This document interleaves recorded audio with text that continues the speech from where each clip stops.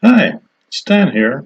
Today we're going to take a closer look at a book about a Roman road in the south of England. I wrote this book under the name of Richard Powell. And by the way, my middle name is Stanley.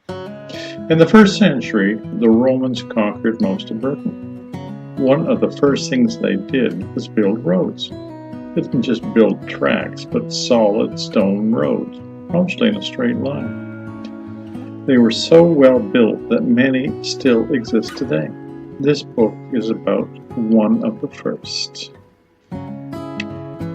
The road, called Stane Street, runs 58 miles from Chichester to London. Built around the year 80 AD for the quick movement of soldiers, goods, and people from the English Channel to Londinium, the new capital of Roman Britain. After the Romans left in the 4th century, parts of the road fell into disrepair or were used as building material, or simply disappeared under fields and swamps. This book takes you along the 58 miles through some of the most beautiful countryside and villages in England. Here you can find pictures, stories, and tales from the earliest times to the present day.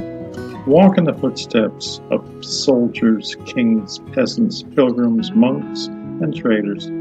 Enjoy the stories and maybe follow the route yourself someday. Chapter 1 takes us from present-day Chichester to Halnaker. Chichester is worth a closer look. With its 2,000 years of history, there's lots to explore. St. Richard's Cathedral, with its glass and towers, took my breath away. Back to the road. We start our journey at the east gate of the old Roman walls. Some of these walls are still visible just to the north of Priory Park. Just to our left, where the wall used to be, is an Italian restaurant. Some Romans are still here. Mile 0 finds us at St. Pancras Street, looking down a very straight road. On our left is the Church of St. Pancras. This is actually a 400-year-old reproduction of the original one, built 900 years ago. Following the road past a few pubs and restaurants, we come to Lytton Park. Here the city beautifully maintains the gardens around the cenotaph in tribute to the men and women who gave their lives in defense of their country. We follow the straight road until we come to a couple of roundabouts. If we continue straight, we would find that mile 1 is in the middle of Sainsbury's parking lot. Let's not go there. We instead, at the first roundabout, take the first exit into Westhampnett Road. Following this for a quarter mile, we come to another roundabout, and taking the second exit gets us onto Stane Street. This is the first time we see the old name in use. Just as we enter the village of Westhampnett, we see ancient St. Peter's Church on our left. Some of the construction materials came from the road. This church was on the pilgrims' route from Winchester to Canterbury, and pilgrims have scratched graffiti on some of the church walls. The famous cricketer James Lillywhite is buried in the graveyard behind the church. This area was also very important during World War II because of the many airfields that housed fighter airplanes during the Blitz, often suffering bombing themselves. As we continue along the road, now very straight, we can see the huge Rolls-Royce factory. They have produced airplane engines and cars here for many decades. To the A285. A ways along there, the first turning on the left is New Road, which goes to Goodwood. Goodwood is famous for its racing circuit and many other things that will require a whole nother video just to describe them all. The next right turning is the road to the village of Boxgrove. I know it is off our road a bit, but is really a must-see. The ruins of the 900-year-old priory are very impressive, as is the church beside it. The Benedictine Abbey was destroyed with Henry VIII's dissolution of the monasteries in the 16th century. Back up the street to the 285. A half a mile on, the A285 curves slightly to the right to skirt the hill directly ahead.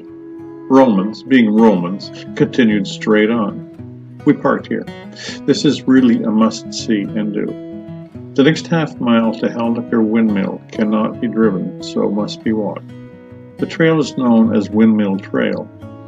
For 500 years, carts have gone up the hill with grain and come back down with flour. The path is so worn down it forms a tunnel with the overhanging trees. Once up to the top of the hill, we are at the 500-year-old windmill, with fantastic views in all directions. Well worth every step of it. That's it, Chapter 1. I sure hope you enjoyed it. In Chapter 2, we go up and over Bignor Hill in a pretty straight line. Most of this hike goes through wooded paths and open farm fields. We start where the track to Eartham Woods meets the A285. We are now following the Monarch Way, reportedly used by Charles II to escape England in 1651. In a shaded glen in the forest, we come to a sign posted as 6 corners. This is confusing, as there are actually 8 corners. The one on the right is marked as Leper's Walk, part of the pilgrim route to Canterbury. We don't want to go that. We carry on straight through and start climbing up Bignor Hill. A few hundred yards further on, we pass a long line of old trees. Here we can see the road was so well built that even after all these centuries, the tree's roots could not penetrate the surface. The woods soon open up to fields and pasture. Up on our right, we see what looks like an old farmhouse and a barn called Gumber Bothy. I love that name. A bothy is like a hostel, providing shelter and food for walkers and bike riders. You can stay in the dorms or pitch your tent. No cars allowed. It is a working farm with cattle and sheep. We are now on the steepest part of the trail and find time to stop for a break. Taking a look back the way we came, we can see the rolling countryside below and the spires of St. Richard's Cathedral in Chichester. Moving on again, the road here is easy to follow as it is raised above the fields and well used. As we get near the top, the Monarch's Way meets the South Downs Way, a 100-mile trail between Eastbourne and Winchester. Glad I'm not doing that one. At the very top, we pass between remains of an Iron Age fort and a modern radio tower. A bit of a contrast. Here we come to the signpost, showing us the directions to Roman Chichester and Londinium. We also enjoy some of the most spectacular views of the South Downs. Following the paved road down the north side, we soon realize that this is not the ancient road, but one that follows the curves down the hill to the hamlet of Bignor. In fact, the road completely disappears under the farm's field.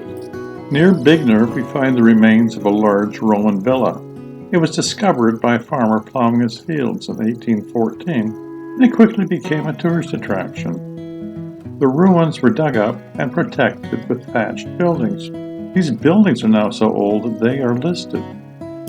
The ruins are worth a look, as the mosaics are very impressive, and the exhibits show how they had central heating. Across from the villa is a vineyard, probably started by the Romans living there. As we can no longer follow the road, we wandered down country lanes, through tiny Burton, and ended at the village of Bury. We did find some interesting sights along the way. A 15th century yeoman's house that was used by British intelligence during World War II for spies being sent to France.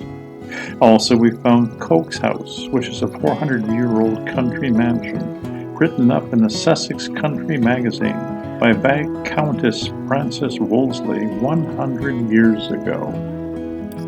At Bury, we found the A29 and headed north to Waterfield, where we were back on Stane Street again. I hope you enjoyed Chapter 2 with our trek over Bignor Hill.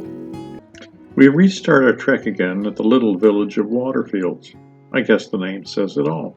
This area is on the floodplains of the River Arun. Although very fertile, the fields were often underwater in the spring. After the Romans left, Stane Street probably sunk under the soil in these fields. When the Saxons came, they superstitiously avoided any Roman works, as they believed they were built by an ancient tribe of giants.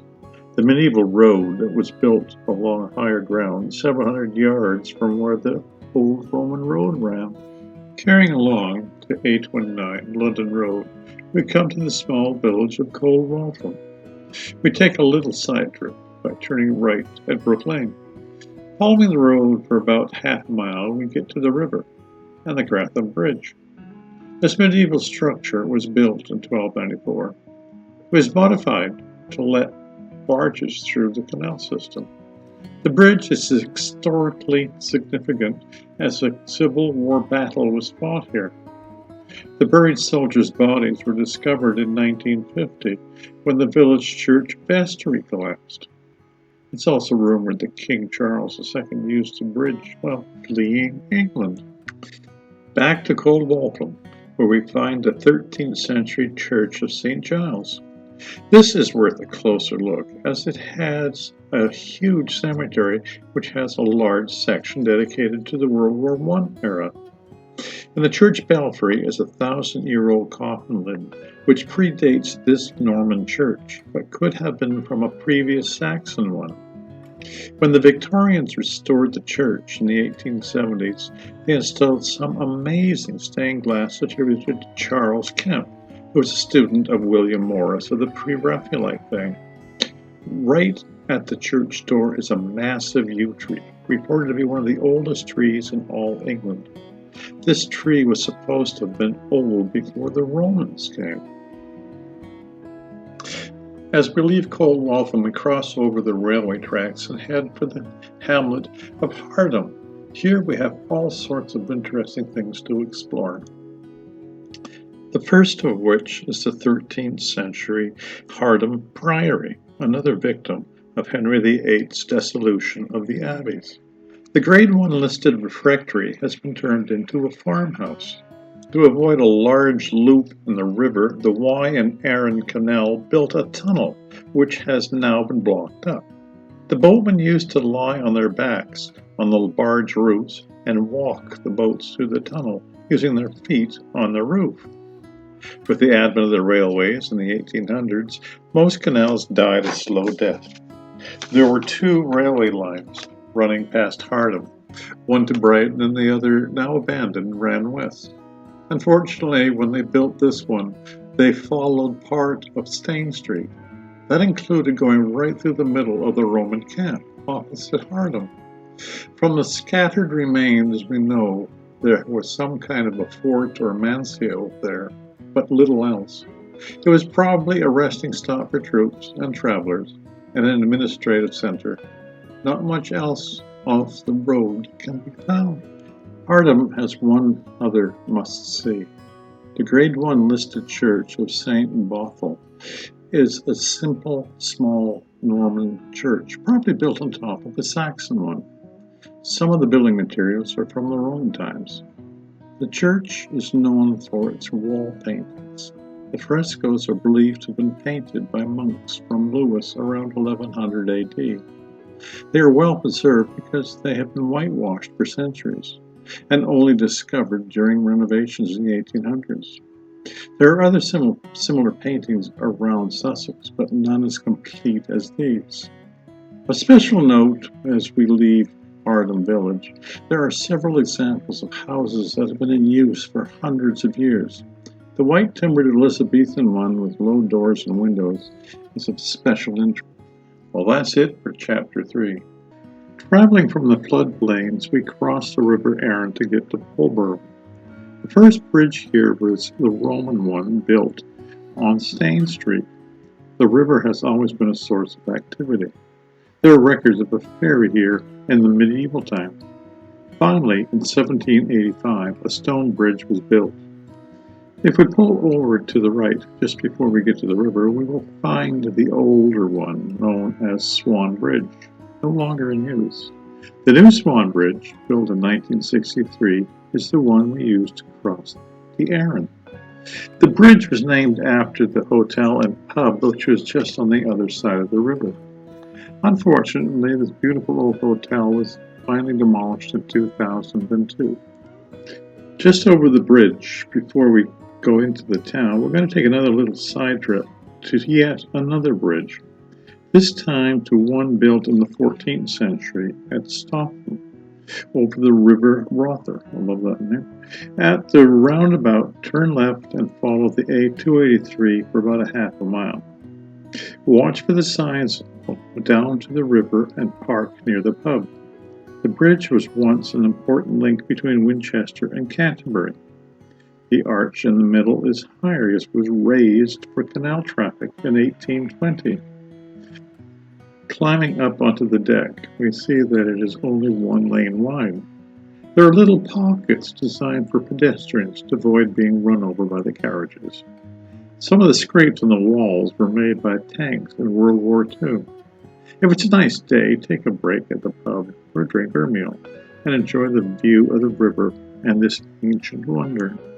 On an old, unused section of the A283 road from Petworth to Pulborough, slightly south of the Staughton Bridge, is a memorial to Reverend William Maysfield, who was the rector of Staughton and Hardham. He was fatally shot by a German warplane in 1940 while helping to get a group of students off the road to a ditch where they were all unharmed. Back to Pulborough.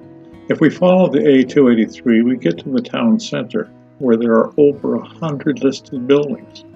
From artifacts dug up around the village, they figure that the area has been occupied for 4,000 to 5,000 years, long before the Romans. Back to Stane Street, where we go straight up the hill from the bridges.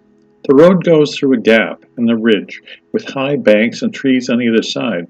There's also a lovely Tudorstown house overlooking the road. At the top, we see the church on the left and the Checkers Hotel on the right.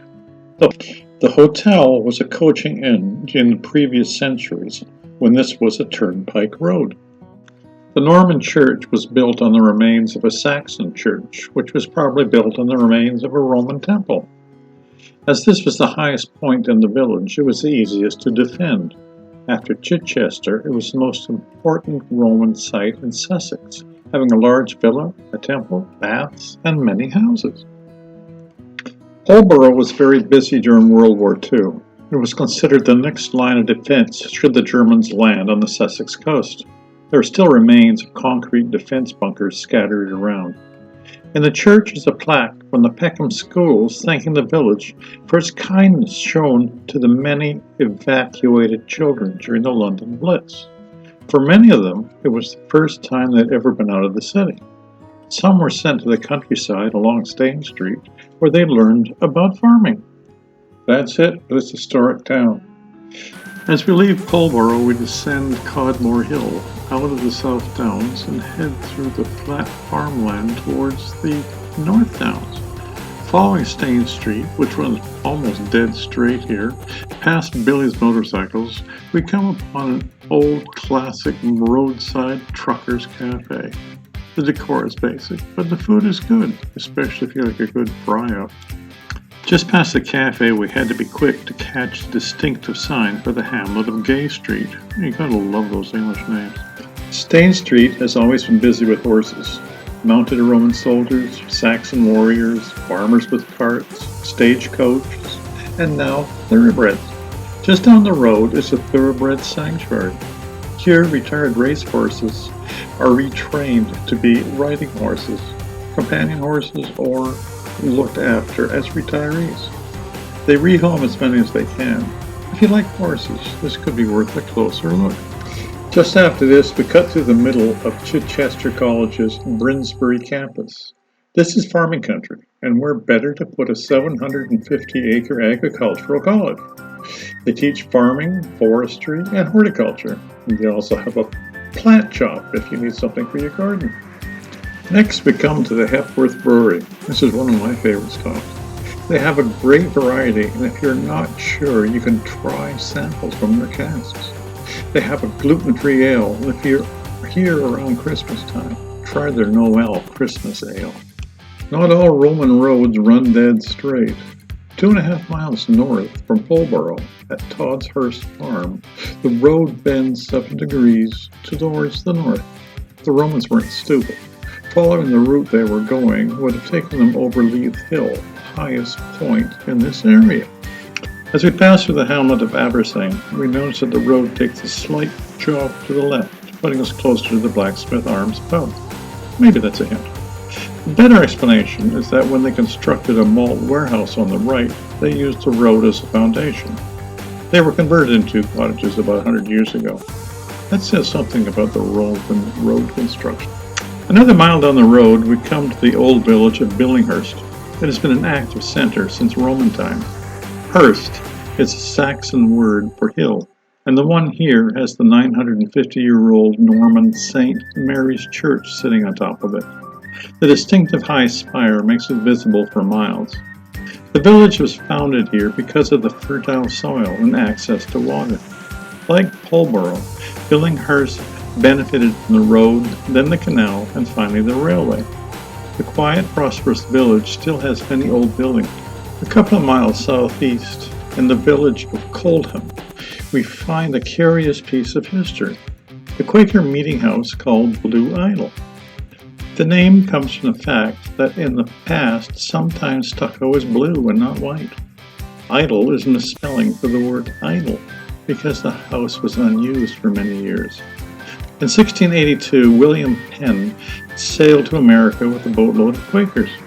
They created what is now the city of Philadelphia, the city of brotherly love. Returning in 1691, he was instrumental in the purchase of the Blue Idol as a permanent Quaker meeting house.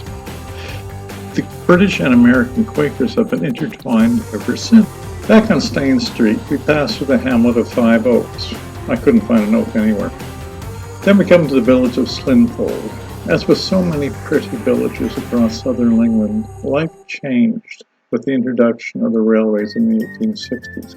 Many lovely stations were built, and 100 years later, they were demolished as the smaller branch lines were closed. Slinfold was one of these villages. Legend has it, a church bell was lost in a boggy hollow near Slinfold. The villagers turned to a witch, who told them that it could be retrieved with 12 white oxen at midnight, and that no one spoke as it was pulled out. Unfortunately, one of the locals was so excited when the bell was pulled out, he spoke, and it was lost forever. We stopped at the Red Lion for a pint, and had a meal, and got to know a few of the villagers, and heard some of their stories. It was lovely exploring this typical old Sussex village. If you keep your eyes open, you can find these mile markers left behind on this 2,000-year-old road by previous generations. That's it for Chapter 5, as we followed Stane Street across the fields of the lowlands. Our first stop, just north of Slinfold, is an empty farmer's field. 1,800 years ago, Alfoldean, probably the largest Roman fort along Stane Street, provided residences for administrators, officials, soldiers, traders, and travelers. They also shared a bathhouse, stables, courtyards, and dining rooms. Over the 350 years of its existence, a large village of locals, probably Celts, developed around the walled fort. The first excavations in the 1920s discovered just how large the community was. In 2005, the popular Channel 4 TV series Time Team did an episode on this site. You can still find it on YouTube. The Romans left in the 4th century, and the site fell into disuse. It's easy to miss it, as it is just an empty farmer's field now, with no indication that anyone ever lived here. Stane Street ran through the fort and across the river and straight up the hill through what is now known as Roman Woods. Go figure, right? There is a trail through the woods if you want to walk the road. As it was easier to go around the hill rather than over, the travelers circled it to the east. If you follow a straight line up and over the hill, you will come to the hamlet of Rowhook, which in Old English meant a rough corner of land. A second Roman road called Farley Heath crosses Stane Street here. Besides a few houses, there is only a 15th century pub in Rowhook. For the next few miles beyond, the road has disappeared under woods, fields, and hedgerows. If you look carefully on a map, you can see that parts of Ruckman Lane follow in the Stane Street line towards the hamlet of Oakwood Hill. After circling to the east and crossing the border into Surrey, we pick up Stane Street again near Oakwood Hill. The road turns slightly to the right. A couple of miles down the straight part of the road gets us to the historic village of Ockley. The village straddles Stane Street for about a mile. with some of the most beautiful preserved houses and buildings in South Surrey. The structure in the green is the well and pump built in 1841. That and the school were bequeaths from Jane Scott, a governess to a wealthy family. The school finally closed in 2019. The cricket field beside the green has been used by the local club for over 170 years. Archaeological finds show that Ockley has been very active since Roman times. In 851, King Ethelwulf and his West Saxon army marched up Stane Street and fought a battle here with a marauding Danish army that had just pillaged London. The Vikings were so soundly defeated that it was described as a great slaughter. In 1803, a windmill was built just off the road and ground grain until 1912. Elmer's Mill, situated on a ridge on the farm belonging to one of the oldest families in Ockley, going back to 11th century. The very recognizable windmill finally collapsed in 1944. 60 years later, it was reconstructed as a private residence, so Ockley has its windmill back. A truly beautiful and interesting country village. Stopping at the Inn on the Green was worthwhile as we enjoyed a pint with the locals and some of the local history. We took a side trip up Leith Hill, the highest hill in the area. Just as we passed the village hall, we turned left and followed the signs to Leith Hill Place. This 400-year-old manor house had been the home of notable families, and for a while it was a boarding school residence. It also is supposed to be haunted. Continuing on to the summit of Leith Hill, we found a very odd-looking tower. In the 1760s, the local owner wanted the hill to be over 1,000 feet high, so he built the original tower. After his death, it fell into disuse and was filled with concrete and debris. In 1864, the owner at that time tried to reopen it, but could not get past the concrete. So we built a second tower attached to the first, which allowed access to the roof. The views we got from the top were absolutely spectacular. Back to Ockley, and we headed northeast again on Stane Street. Just beyond the village, the A29 takes a right turn and heads towards Bear Green, where it joins the A24. If we follow our road, it leads to Bucking Hill Farm, about a quarter mile down the road. The 300-year-old Grade 2 listed farmhouse occasionally has an open house. It's worth a look. Beyond the farm, Stane Street disappears completely. Woods, fields, hedgerows, but no road. After leaving Ockley, Stane Street runs straight to Bucking Hill Farm, where it just disappears. Following the line where the road should be are fields, woods, farms, crossroads, but no Stane Street. In the 1915 Ordnance Survey map, Stane Street has been lightly marked in, from Bucking Hill Farm all the way to Dorking. I think they were just guessing, as there are no real physical traces. To get there, we followed the A29 until it merged with the A24 at Bear Green, and on to the town of Dorking. H.E. Winbolt's explorations in the 1930s show that after the road had turned to the east to avoid Leith Hill, it now turned back north. This was done not as a curve, but as a series of small turns with straight road between them. Here we come to the commuter town of Dorking. It was believed that there was a fort here like the ones at Alfoldean and Hardham, but no traces are left. This is probably because the town center is built on top of it. It has a long history dating back thousands of years. Bronze Age tools have been found here, and it appears the farming flourished before the Romans came. The Romans did introduce the chicken to Britain. Queen Elizabeth's favorite is known as the Dorking cockerel. This old breed is unique because it has 5 toes and not the usual 4. It is a town symbol now. According to the Domesday Book of 1086, the area was a holding of William the Conqueror. The Knights Templar and the Knights of St. John were very active here too. Once the turnpikes were built, rich Londoners bought land and built large country homes around the town. Some, like Alston and Lacey, have been given to the National Trust. King George VI and Queen Elizabeth spent part of their honeymoon here in 1923. The home, now beautifully restored, is open to visitors to view the collection of artworks and to walk the paths around the estate. The Church of St. Michael, the third one built on this spot, is one of Dorking's most visible features. The bell tower with its clock can be seen for miles. Stane Street is believed to have run through a corner of the churchyard. Pieces of the road were often found when graves were being dug in the 1900s. Mole Gap is the break in the North Downs through which the River Mole flows. The Romans were the first to use this route. When they left, the route was not used again for centuries. Just north of Dorking, we come to a very pretty crossing of the River Mole. Stepping stones were put in place to replace an old bridge. Be careful after a heavy rain. Further along the river, at the train bridge, there is a footbridge, which is part of the Mole Gap Trail. This is a very popular walk for those who want to enjoy the beauty of the Surrey Hills. We're going to take a little side trip on the North Downs Way, up Box Hill.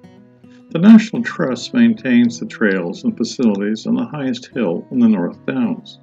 The name comes from the box trees growing on the west slope. Stone and Bronze Age artifacts have been found on the hill. Views from here overlook the Mole River and the Surrey Hills. On the west side, we find the grave of Peter Laviere, a very interesting man. After a career in the British Army, he retired near Dorking. During the 18th century, he bribed English troops not to fight in the American Revolution. He was so effective that the army had to hire German mercenaries. As he aged, he became more eccentric, notably ignoring personal hygiene. He was nicknamed the Walking Dunghill. He loved to walk Box Hill and meditate. Thousands attended his funeral in 1800.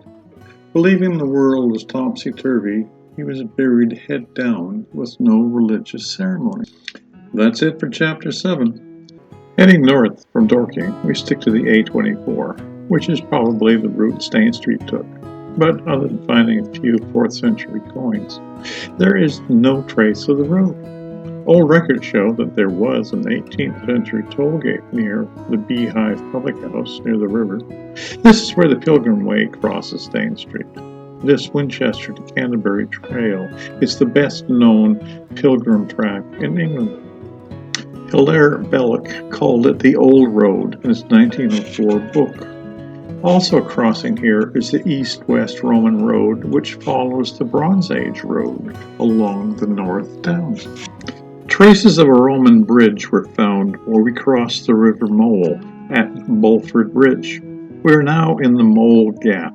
The Romans went this way, as it was the only cut through the North Downs. Passing the hotel, we switched to the Old London Road, which shortly comes to the aptly named Zigzag Road up Box Hill. Taking a little side trip up this road, we find Lodge Hill and Broadwood's Folly. The tower, with the tree coming out of it, was built around 1815 by Thomas Broadwood of the piano manufacturing family. Made of flint, the 8-meter structure has excellent views of the Surrey Hills and Juniper Hall. Being a folly, we're not sure why it was built. For some reason, Denby's Winery in Dorking named some of its wines after the folly. Back down the hill, we come to Juniper Hall, with its interesting history. This country house was originally built as the Royal Oaks Public House in the 1750s. It became a country manor by 1815. During one of the additions, the graves of 2 Anglo-Saxon skeletons in full armor were dug up. During World War II, the Canadian Army used Juniper Hall while developing the D-Day invasion plans. Now owned by the National Trust, it is used by the Field Studies Council for Science and Geography Studies. Stane Street ran across what is now the lawn. Getting out of the Mole Gap, the road actually turns to the east and follows the side of Juniper Hill. To the west is the village of Mickleham, where in 1730 Sussex beat Surrey in an inter-county cricket match. Close to the village, During World War II, a V-2 rocket crashed down, but fortunately did not explode. Thankfully, no one was hurt. Once we get across the woodland of Mickleham Downs, we find the route of Stane Street again going straight for a few kilometres. On the west is Cherkley Court, the former home of Press Baron Lord Beaverbrook. During his stay there between 1910 and 1960, he entertained the powerful and the famous of the times. He was very active during World War I and II, and involved in King Edward VIII's abdication. The house has now been turned into a 5-star hotel and golf course. On the other side of the road is Tyrrell's Woods Golf Course. The clubhouse is a beautifully restored country manor. Still following the road through tree-edged fields, we find that the track underneath our feet is now full of pebbles. Unsurprisingly, the street name changes from Stane Street to Pebble Lane. We now come to a bridge over 8 lanes of the M25, with cars traveling at over 120 kilometers per hour. Could the Romans have ever imagined that? A bit further along, we find a signpost at a footpath showing Stane Street and 30-acre barn stud farm. The path curves to the east as shepherds walk, and Stane Street once more disappears. If we follow the straight line, which would have been the route of the road, we come to yet another golf course and another great mansion, Woodcote Park. The original house was built in 1679 and was bought by the Royal Automobile Club in 1913 for its members. During the wars, it was used as a training facility, and the beautiful grounds were dug up to grow food. That's the end of the rope in Chapter 8. The spring line is where the chalk of the North Downs meets the impervious London clay. In the early 1700s, a shepherd on Epsom Common found a spring here his sheep would not touch. The bitter-tasting water soon attracted the London gentry as a cure for constipation. The magnesium and sulfite mineral compound crystals formed when evaporated became Epsom salts. Besides being a great laxative, it is used today for beauty and health treatments. The town of Epsom is known worldwide for its horse racing at the Epsom Downs racetrack. In fact, the word Derby, or Derby, was coined here, named after the Earl of Derby.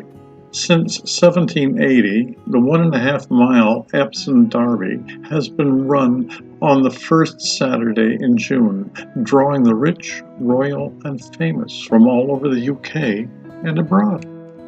As we leave the ancient town of Epsom with its 20-meter clock tower, we find that the road again turns slightly to the east in order to avoid the springs and stay on the drier chalk. The Hogmill River finds its source here and runs into the Thames. The Pre-Raphaelites frequented this area, and the famous painting Ophelia is believed to have been pictured on the Hogmill. Extensive farming along the route predates the Romans and goes back to the Iron Age. The next town along is Ewell, which in Old English means spring. The town, owned by William the Conqueror, had 2 mills there even before his time. One mill ground grain for over 600 years before being converted to a paper mill, and then, 100 years later, back to a grinding grain. One legend has it that highwaymen trying to steal the mill's profits were thwarted by the owner's young son, who burst into tears and refused to move from the seat above the cash box. When expanding Garbrand Hall in Ewell in 1795, Thomas Barrett built the Dog's Gate. If you look carefully, you may be able to see that the Talbot hound's tail, when damaged, was replaced by a cow's horn. The hall is gone, but the gate remains. The road again turns slightly to the east to avoid the Epsom Downs.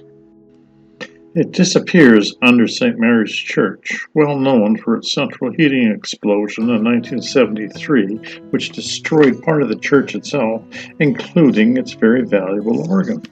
It reappears on the other side as the A24, named London Road like so many other London roads. On the east side of the road is Nonsuch Park, the site of the huge palace built by Henry VIII. It was called Nonsuch because there was supposed to be nothing to compare with it. Started in 1538, Henry did not show much interest, as he only visited it 3 times before his death in 1547. It changed hands a few times before King Charles II gave it to his mistress, the Countess of Castlemaine. In 1682, she had it dismantled and sold as building materials to pay off her gambling debts. To build it today would cost more than £100 million. That's it for Chapter 9, only 12 more miles to the site of the original Roman London Bridge. We followed the A24 through Morden and Ballam, getting closer to the River Thames. Everything has been built up for so many decades that very little of the original road can be found. But we can still find the route and find lots of great local history. Come on along and explore. Following the A24, we get to Morden, which is a London borough of about 50,000 people. From 1913 to 1965, it was called Morton and Morden Urban District. Thank goodness they changed it. By the way, Morden is an Old English word meaning fort or town on the moor. The road cuts through another churchyard and drops down into the town centre, just west of the tube station. This is the end of the Northern Line, opened in 1926. For years, this peaceful little village in the beautiful countryside of Surrey was changed into another London suburb. Following the straight route means Stane Street would have gone through a present-day train yard and then right past the largest mosque in Western Europe. The Baitul Futuh Mosque, built in 2003 and rebuilt after a fire in 2015, can hold 10,000 worshippers. Following the route gets us to National Trust's Morden Hall Park. The Gareth family owned the estate for centuries. The current Morden Hall, built in 1770, has been a home, a military hospital, a women and children's hospital, a restaurant, and it's now a wedding venue. The Wandle River flows through the park, but the course has been changed so often to facilitate mills that no one is sure of its original route. At one time, it powered 68 water mills. Once it was declared the most polluted river in England. With a lot of local effort, the river now runs clear. Brown trout have returned, as well as other stocked species. We're now leaving Morden and going to Merton, where we find the remains of the Merton Priory. This very important institution was active for over 400 years. Thomas Becket and Nicholas Breakspear, Pope Adrian IV, were educated here. Henry VI was crowned here. We can blame Henry VIII for its destruction, with the dissolution of the abbeys in 1538. Much of the stonework was used as building material for his Nonsuch palace. In the 18th century, this area became the heart of Britain's textile industry, with many mills on the Wandle River. The original calico mill, built in 1752, was bought in 1881 by William Morris of pre-Raphaelite fame. He used it for dyeing and painting cloth, making stained glass, weaving, and manufacturing wallpaper, until it finally closed in 1940. A short walk from the Priory gets us to Morton Abbey Mills. In 1989, 4 of the mills on the river were restored, one with an operating water wheel. The area now houses an arts and crafts market, restaurant, pub, and a cultural center. In the 1860s, a railway line was put in here to service the mills. The line was closed in 1975, and ruins of the Merton Priory Charter House were found when they tore down the station. The A24 is raised to preserve the ruins and provide a viewing center underneath. It's ironic that the Priory was built over a road, Stane Street, and a road, the A24, was built over the Priory. Some of the ancient monastery church is buried under the adjacent supermarket parking lot. The A24 now swings back to the northwest in line with the Stane Street route. On the left is Wandle Park, once the site of Wandlebank House, the home of corn merchant James Perry. He was best known as the editor of the Morning Chronicle, the most popular Georgian London newspaper. Continuing on through a shopping district, we find Upper Tooting Road. Tooting is an Old English word for lookout. In ancient times, there was probably a watchtower here. Following on the road, we come to the London suburb of Ballam, passing close to the tube station. The station was used as a bomb shelter during World War II. In October of 1940, a big German bomb exploded in the middle of the road and partially destroyed the station, killing over 60 people. A bus fell into the bomb crater. Following along on the A24, we come to historic Clapham Common. It was a common land until 1878, when it became a park. In the 19th century, wealthy Londoners built mansions around the 220-acre green space in order to get out of the city. By the end of the century, the village and the park had been swallowed up by London expansion. Besides the many playing fields for a variety of sports, the park contains an historic bandstand. The Grade II listed building was almost lost due to neglect. London's largest bandstand was built in 1880. After 30 years of neglect, the bandstand was restored in 2006 with funds from the Historic Lottery Fund and local funding, totaling over £1 million.